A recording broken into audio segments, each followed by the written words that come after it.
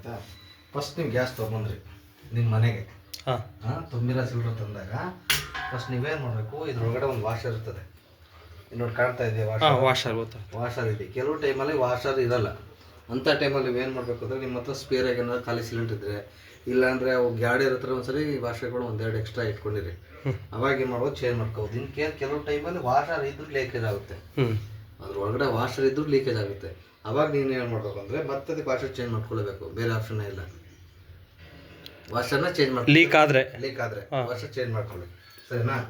ಸಂಜೆ ಮಲಗ್ತಾರಲ್ಲ ಕಂಪಲ್ಸರಿ ನೀವು ರೆಗ್ಯುಲೇಟರ್ನ ಆಫ್ ಮಾಡಲೇಬೇಕು. ಯಾಕೆಂದರೆ ತುಂಬಿರೋ ಸಿಲಿಂಡರ್ ತರ್ತಿರಲ್ಲ, ನಾವೇನೇ ಇವೆಲ್ಲ ಏನು ಸ್ವಿಚ್ ಆಫ್ ಆಗಿದ್ರೂ ಇದು ಪ್ರೆಷರ್ ಜಾಸ್ತಿ ಇರುತ್ತೆ, ಒತ್ತಡ ಜಾಸ್ತಿ ಇರುತ್ತೆ. ಅವಾಗ ಏನಾಗುತ್ತೆ, ಲೈಟ್ ಆಗಿಲ್ಲ ಗ್ಯಾಸ್ ಲೀಕೇಜ್ ಆಗ ಸಾಧ್ಯ. ಈಗ ಹಗಲೊತ್ತಲ್ಲ ಆದರೆ ನೀವು ಓಡಾಡ್ತಿರ್ತೀರ, ಗ್ಯಾಸ್ ಲೀಕ್ ಆಗೋದ್ರೆ ಪಟ್ ಅಂತ ಬಂದು ಆಫ್ ಮಾಡ್ತೀರ. ನೈಟ್ ಹೊತ್ತು ಮಲಗಿರ್ಬೇಕಾದ್ರೆ ನಿಮ್ಗೆ ಏನು ಗೊತ್ತಾಗಲ್ಲ, ಗ್ಯಾಸ್ ಲೀಕ್ ಆಗಿ ಅದು ಗೊತ್ತಲ್ಲ, ಏನೋ ಗೊತ್ತ. ಯಾಕಂದ್ರೆ ನೀವು ಮಲಗಿರ್ತೀರಿ. ಆ ಟೈಮಲ್ಲಿ ಮಲಗಿದಾಗ ಗ್ಯಾಸ್ ಲೀಕ್ ಆಯ್ತು ಅಂದರೆ ಆ ಗಾಳಿನೂ ನಾವೇನಾದ್ರು ಕುಡಿದ್ರೆ ಜನ ಸಾಯೋ ಸಾಧ್ಯತೆಗಳಿರ್ತವೆ. ಅವಾಗ ನೀವೇ ಮಾಡ್ಬೇಕು ಅಂದ್ರೆ ರೆಗ್ಯುಲೇಟರ್ನ ಕಂಪಲ್ಸರಿ ಆಫ್ ಮಾಡಲೇಬೇಕು, ಸರಿನಾ.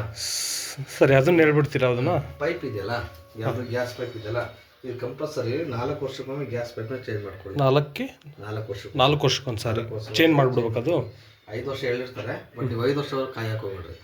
4 ವರ್ಷಕ್ಕೆ ಚೇಂಜ್ ಮಾಡ್ಕೊಳ್ಳಿ. ಆಮೇಲೆ ಪೈಪ್ಗಳು ಬೇರೆ ಕಡೆ ಎಲ್ಲೂ ತೊಗೊಳಕ್ಕೆ ಹೋಗ್ಬಾರ್ದು, ಗ್ಯಾಸ್ ಆಫೀಸಲ್ಲೇ ತರಬೇಕು. ಸರಿ, ನಾವು ಕೂಡ ಪೈಪೇ ಬಳಸಬೇಕು, ಸರಿನಾ. ಆಮೇಲೆ ಅದನ್ನ ಹೇಳ್ತೀರಾ, ಅದು ಅದು ಬಿ ಅದು ಇದೊಂದು ABCDನಾ.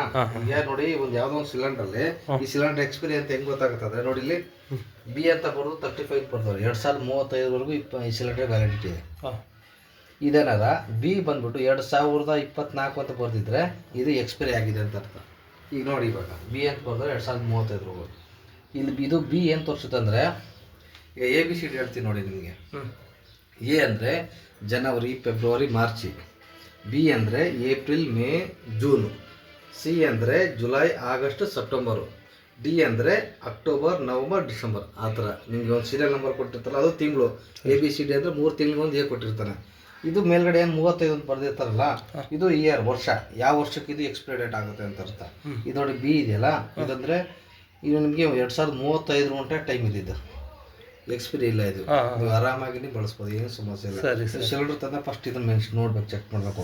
ಆಲ್ಮೋಸ್ಟ್ ಯಾವುದೂ ಬರಲ್ಲ. ಅವೆಲ್ಲ ಎಲ್ಲಿ ಜಾಸ್ತಿ ಆಗ್ತಾವೆ ಅಂದರೆ, ಬೆಂಗಳೂರು ಅಂತ ದೊಡ್ಡ ದೊಡ್ಡ ಸಿಟಿಗಳಲ್ಲಿ ಏನು ಮಾಡ್ತಾರೆ ಅಂದರೆ, ಕೆಲವು ಸಿಲಿಂಡರ್ಗಳು ಕೆಲವು ಟೈಮಲ್ಲಿ ನೋಡಿ ಇವಾಗ ಜಾಸ್ತಿ ರೇಟ್ ಆಗೋ ಸಾಧ್ಯತೆ ಇದ್ದರೆ ಅವರು ಗೋಡನ್ ಸ್ಟಾಕ್ ಹೊಡಿಸಿರ್ತಾರೆ ಸಿಲಿಂಡರ್ಗಳು.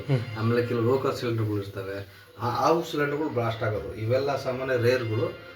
ಈ ಥರ ಏನು ನಿಮ್ಗೆ ಎಕ್ಸ್ಪೈರಿ ಆಗಿ ಇದು ಕೆಳಗಿಂದು ತಿಂಗಳದ ಅದೇ ಕೊಟ್ಟಾರ ಇದೆ, ಅದು ತಿಂಗಳದ ನಂಬರ್, ವರ್ಷದ್ದು ವರ್ಷ 35 ಇದೆಯಲ್ಲ, ಅದು ವರ್ಷ.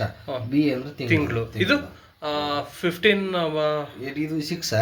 ಇದು ವೆಯ್ಟ್, ಇದು ಗ್ಯಾಸ್ ಇಂದು ಖಾಲಿ ಸಿಲಿಂಡರ್ ವೆಯ್ಟ್ ಎಷ್ಟಿದೆ ನೋಡಿ. ಇದು 15 kg 600 ಗ್ರಾಮ್ ಇದು ಖಾಲಿ ಸಿಲಿಂಡರ್. ಇದಕ್ಕೆ ಎಷ್ಟು ತುಂಬಿರ್ತಾರೆ? 14 kg 100 ಗ್ರಾಮ್ ತುಂಬಿರ್ತಾರೆ. ಸರಿ, ಅಷ್ಟೇನಾ? ಏನು ತೊಂದರೆ ಇಲ್ಲಲ್ಲ ಸರ್? ಅದು ತೊಂದರೆ ಇಲ್ಲ ಸರ್, ಚೆನ್ನಾಗಿದೆ, ಸಮಸ್ಯೆ ಇಲ್ಲ.